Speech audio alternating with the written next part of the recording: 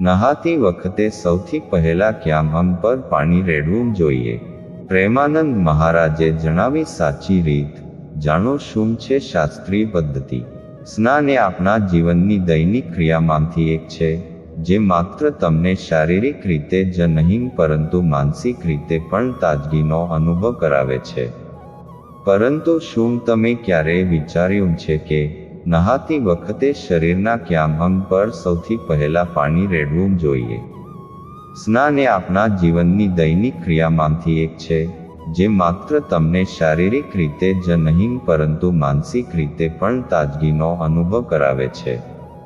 રોજ સવારે ઉઠીને નિત્યકર્મ પછી સ્નાન કરવું બધાનું રોજનું કામ છે. ઠંડીમાં ઘણા લોકો ગરમ પાણીથી નહાતા હોય છે, જ્યારે કેટલાક લોકો એવા પણ છે કે જે કડકડતી ઠંડીમાં ઠંડા પાણીએ જ નહાતા હોય છે. પરંતુ શું તમે ક્યારેય વિચાર્યું છે કે નહાતી વખતે શરીરના કયા અંગ પર સૌથી પહેલા પાણી રેડવું જોઈએ? પ્રેમાનંદ મહારાજે જણાવ્યું કે આપણા ધાર્મિક ગ્રંથોમાં નહાવાની શાસ્ત્રીય પદ્ધતિ વિશે જણાવવામાં આવ્યું છે. નહાતી વખતે આ અંગ પર રેડવું જોઈએ પાણી. પ્રેમાનંદ મહારાજ જણાવે છે કે સ્નાન હંમેશા ઠંડા પાણીએ જ કરવું જોઈએ. શાસ્ત્રીય પદ્ધતિ જણાવે છે કે સૌથી પહેલા નાભીથી સ્નાનની શરૂઆત કરવી જોઈએ. જળને પહેલા નાભી ઉપર નાખો અને પછી સ્નાન કરો. બ્રહ્મચર્યનું પાલન કરનાર લોકોએ આ જ પદ્ધતિ અપનાવવી જોઈએ. સાથે જ નહાતી વખતે સાબુ, સોડા કે ફેક્ટરીમાં તૈયાર થયેલી કોઈ પણ વસ્તુનો ઉપયોગ ન કરો. તેની જરૂર જ નથી પડતી. તમારા શરીરમાં મેલ ત્યારે જ જમા થાય છે જ્યારે તમે તેલ લગાવો છો, કેમ કે તેલ પર ગંદકી ચોંટી જાય છે.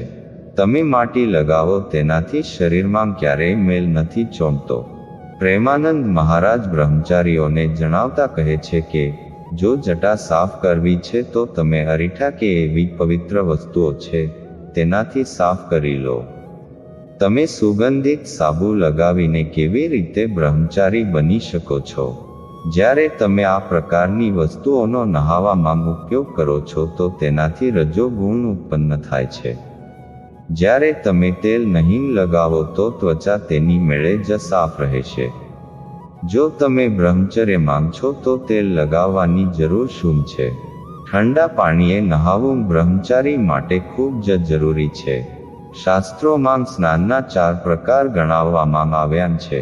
આમાં સૂર્યોદય પહેલા તારાઓની છાયામાં થતું સ્નાન ઋષિ સ્નાન કહેવામાં આવે છે. જ્યારે બ્રહ્મ મુહૂર્તમાં નહાવાને બ્રહ્મ સ્નાન કહેવામાં આવે છે. જ્યારે તીર્થ, નદીઓ કે આહ્વાન મંત્ર સાથે કરવામાં આવેલું સ્નાન દેવ સ્નાન કહેવાય છે.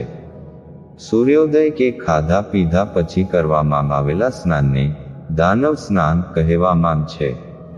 હવે નહાતી વખતે શું શું કાળજી લેવી જોઈએ તેના વિશે વાત કરીએ તો નવા વર્ષની શરૂઆત સાથે જ ઠંડીમાં પણ વધારો થયો છે.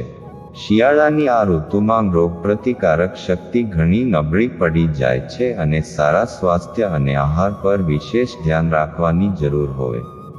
શિયાળાની ઋતુમાં ખોરાકની સાથે સાથે આપણી અનેક ટેવો પર પણ વધુ ધ્યાન આપવાની જરૂર છે.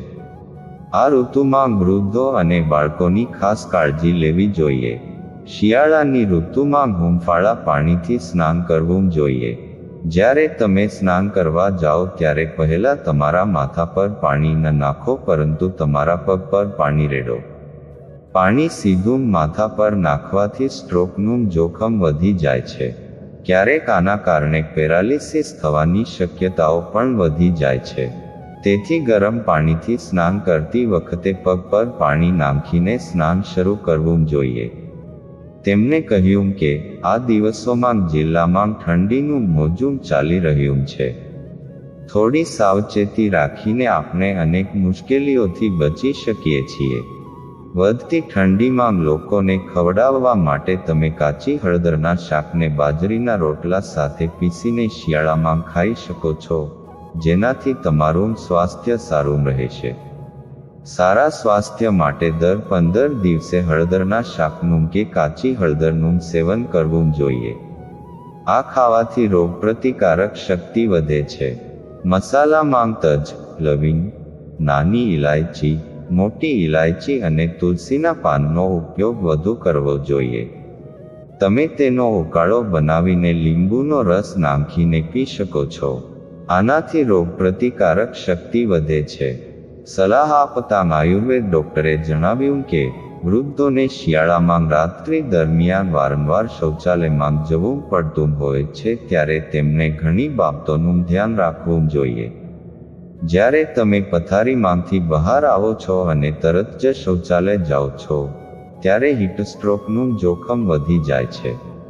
આપણે બધા દિવસની શરૂઆત કરવા અને સ્વચ્છતા જાળવવા માટે નિયમિતપણે સ્નાન કરીએ છીએ, પરંતુ તે દરમિયાન અવગણવામાં આવતી નાની બાબતો આપણા માટે મોટી સમસ્યાઓ ઊભી કરે છે. પછી તે કેમિકલ સાબુ હોય કે શેમ્પૂ કે પછી લોફા જેવા સ્ક્રબરનો ઉપયોગ. તે આપણી ત્વચાના ઉપરના ભાગને જ બગાડે છે, સાથે કેન્સર જેવી મોટી બીમારીઓનું કારણ પણ બને છે. તો આવો જાણીએ કે કઈ કઈ વસ્તુઓ છે જેને ધ્યાનમાં રાખીને તેનાથી બચી શકાય છે. પાણીનું તાપમાન. ડોક્ટર મુજબ હવામાન પ્રમાણે આપણે નહાવા માટે ગરમ પાણીનો ઉપયોગ કરીએ છીએ, પરંતુ તે તમારી ત્વચાને શુષ્ક બનાવે છે અને તેને બગાડે છે. તેથી ગરમ પાણીનો ઉપયોગ કરવાને બદલે સ્નાન માટે માત્ર નવશેકું પાણીનો જ ઉપયોગ કરો. જો શિયાળાની ઋતુ ન હોય તો ઠંડા પાણીનો જ ઉપયોગ કરો. કેમિકલયુક્ત શેમ્પૂ અને સાબુનો ના કરો ઉપયોગ. આજે બજારમાં સ્કિન કેર પ્રોડક્ટ્સની લાંબી યાદી છે, જેમાં દાવો કરવામાં આવે છે કે તે તમારી ત્વચાને કોમળ અને ચમકદાર બનાવશે, પરંતુ મોટી કંપનીઓ માત્ર અભિનેત્રીઓને જાહેરાતો માટે મેળવીને તમારી આંખોમાં ધૂળ નાખી રહી છે. આમાં પેરાબેન અને સલ્ફેટ જેવા કેમિકલ્સ મોટી માત્રામાં ઉમેરવામાં આવે છે જે ત્વચા માટે ખૂબ જ હાનિકારક છે. નહાવામાં વધારે સમય ના લગાવો. આ સિવાય આપણા મનમાં એક ગેરસમજ છે કે આપણે જેટલો લાંબો સમય નહાવામાં સમય પસાર કરીએ છીએ તેટલું આપણું શરીર સ્વચ્છ રહેશે, પરંતુ એવું નથી. લાંબા સમય સુધી નહાવાથી અથવા શરીર પર પાણી લગાવવાથી ત્વચા જ ખરાબ થાય છે, કારણ કે આમ કરવાથી ત્વચા શુષ્ક થઈ જાય છે અને ત્વચા સંબંધિત અનેક બીમારીઓ થઈ શકે છે. ટુવાલથી શરીરને ભાર દઈને ના લૂછો. સ્નાન કર્યા પછી શરીરને ટુવાલ વડે જોરશોરથી ઘસવાથી પણ ત્વચા સંબંધિત ઘણી સમસ્યાઓ થઈ શકે છે. એટલા માટે આ નાની ટિપ્સને ધ્યાનમાં રાખવી ખૂબ જ જરૂરી છે. અહીં આપવામાં આવેલી જાણકારી સામાન્ય માહિતી પર આધારિત છે. ગુજરાતી સૂર સ્ટુડિયો તેની પુષ્ટિ કરતું નથી, જેથી આ અંગે કોઈ પણ નિર્ણય લેતા પહેલા સર્ટિફાઈડ એક્સપર્ટની સલાહ લેવી જરૂરી છે.